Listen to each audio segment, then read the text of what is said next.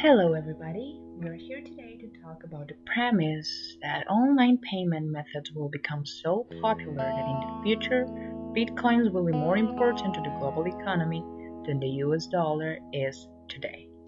So, first, we should start by talking about what is a bitcoin. And actually, a bitcoin looks a lot like this. And it is a new currency, an intangible form of money obtained by the resolution of mathematical problems by computers. If you succeed to solve those problems, you get bitcoins. That was created in 2009 by an unknown person using the alias of Satoshi Nakamoto. Moreover, transactions are made with no middleman, and that means no banks. There are no transaction fees and no need to give your real name.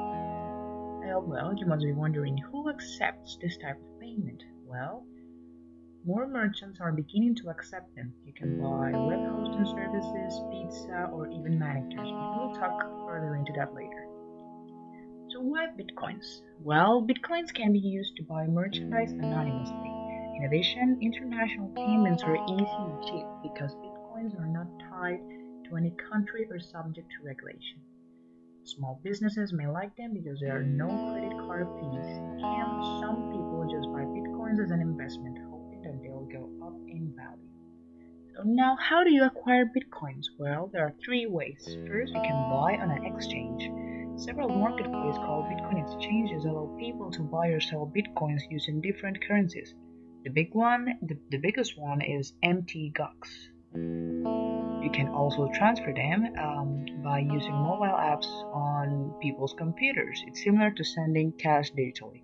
And mining, that we already referred to that, it's people compete to mine bitcoins using computers to solve complex math puzzles. The winner, it takes like 25 bitcoins every 10 minutes. How could the bitcoin become a global currency? Well, first of all, we need to depress the true value of gold, promote Bitcoin as the ultimate alternative currency by price manipulation, and back Bitcoins with energy, such as oil, gas, computer, etc. The first phase of a Bitcoin strategy is to focus on the markets of the developed world. And why? Well, because the developed world already have all the technological infrastructure needed. And also, they need to bypass the global banking institutions and will focus on the existing alternative payment system while they using the internet marketing, such as PayPal, eBay, MoneyGram, etc. And bitcoins cannot be used in the same way as a fiat paper money is used. It's not a cash currency, it is digital.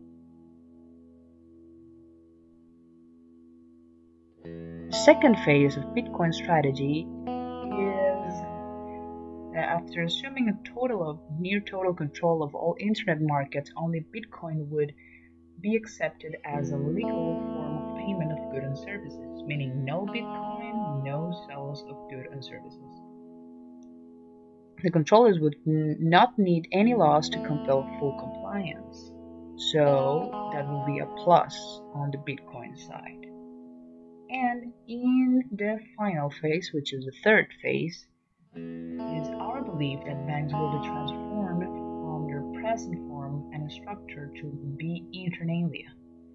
And the debasing of global currencies is being carried out with approval and connivance of the global finance elite as a prelude to the use of Bitcoin because the present financial architecture can no longer be sustained. The debt-based fiat money system is so toxic that it is beyond repair.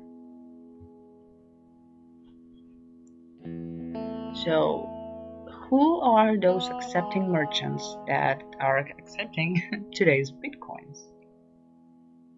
Well, in the past, if you were trying to find a Bitcoin accepting merchant for the item you wanted, it was gonna be very tricky or even impossible. But you can go to pages like CoinMap to do that.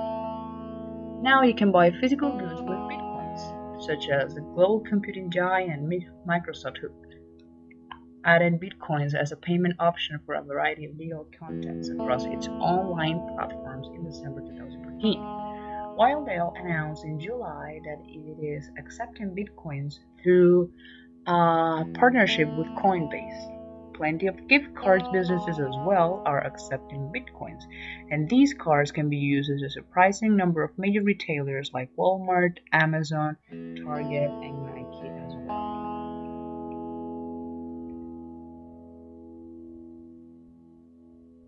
Okay, and now who else is accepting bitcoins? Well, if you must know, physical stores are. For example, a store called Reed's Jewelers are a large jewelry chain in the US, one of the most notable merchants to accept Bitcoin as a form of payment. They have over 64 stores in the US and are accepting Bitcoins in store as well as on their website purchases. So that is very good. On the other hand, we have as well hotels and property. For example, Expedia has announced it will soon accept bitcoins for hotel bookings, making it the first major travel company to accept payments in cryptocurrency. Expedia also said that bitcoins will be integrated into the payment options for customers at checkout, sitting alongside payment methods like PayPal. Well, it is safe to say that the dream of bitcoins is to travel, so that would be a plus for them. On the other hand, we have bars and restaurants. Bitcoin Travel is a respected site offering a mappable list of accommodation, apartments, attractions, bars, and beauty salons around the world. So you can log in and check who is accepting bitcoins. And CoinMap also maintains a worldwide database of establishments. If you're going to London, UK, you can go to the Pembury Tavern and pay with bitcoins. If you're going to Sydney, to the Old Fitzroy Pub. And if you're going to Tokyo, to the Pink Cow. And also, you can buy services with bitcoins. For example, US satellite service provider Dish Network announced that it will start accepting bitcoin payments later this year. And this is one of the major satellite television providers in the US. And you can also go to Bitcoin codes to buy credits for Steam, Spotify, Xbox Live, PlayStation, networks, Airbnb, etc. And Namecheap also accepts bitcoins but directly. And if you must know, Bitcoin gambling is the most famous one. Satoshi Dice has been the most popular online gambling site. Users mail money to one of the set of addresses, and in return they get a payout based on the probability of winning. And Peerbit, which accepted as well. So, what are the pros of bitcoins? First of all, Bitcoin is a kind of virtual currency which is easier to store and produce than a physical coin. It doesn't need the factory to produce, and also it doesn't need to take in, you don't need to take it with you in your wallet, therefore it can be stolen like a physical coin. Also, as a kind of exchange medium, the Bitcoin transaction doesn't need a third clearinghouse, which is a centralized peer-to-peer network, means that users can independently confirm the deals in the network. And compared with the traditional currency, the Bitcoin transaction is more secure, transparent, and anti-counterfeiting. Bitcoins adopt encryption algorithm and hackers can crack it for the most part. So Bitcoins can effectively prevent inflation by the central bank's overissue. But how?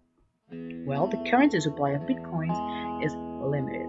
And without the danger of inflation, the currency system is designed is a little bit similar to gold supply. So it can effectively prevent inflation by the central bank overissue because gold will always have the same value. And the relative anonymity of Bitcoin is very attractive to people in crisis countries. Why? Well, it is reported that many people believe that currency can be used to avoid high taxes, capital controls, and confiscation of property. That's why many people in crisis countries are migrating to Bitcoins. Sensitivity to the risk of Bitcoin is small. Why? Well, one more reason. Because it's similar to gold, as we said. In last October, for example, the meeting minutes of Federal Open Market Committee hinted that the Federal Reserve easing stance was less than expected. Then the gold dropped by 1%, while the currency fell by 3%, meaning that we can rely more on gold, and we could rely more on bitcoins as well. But as everything, it has cons. So which are Bitcoin's cons? Firstly, bitcoins are not widely accepted. 6 years after its creation, bitcoins are still only accepted by a tiny group of online merchants and small retailers. According to Business Insider in 2014, Bitcoin's daily average of transactions volume stood at 89 million US dollars, while Visa and MasterCard went over $60 billion. So this fact is made impractical to rely on bitcoins as a new reliable currency. Secondly, we mentioned about the volatility of bitcoins, which price has been subject to high volatility according to demand since its introduction. Anyone can have the opportunity to gain huge profit through the speculation of this digital currency, but they may easily lose their money. For example, from July-November 2013, the value raised over 20 times to peak at more than $1,200 before losing almost half of the value in the following 5 months. So you can say it's pretty volatile, and it's gonna discourage potential buyers and to make current holders reluctant to keep bitcoins in their wallet. In fact, many observers conclude that the unstable prices is one of the main reasons for limited degree of acceptance of bitcoins as a mean of exchange. So that's the second reason. Now, the third reason starts by saying that we should concern about the lack of supply elasticity of bitcoins. Why? Well, unlike other currencies, there is a fixed limit of 21 million units of bitcoins that can be made. It will be maxed out as 2033.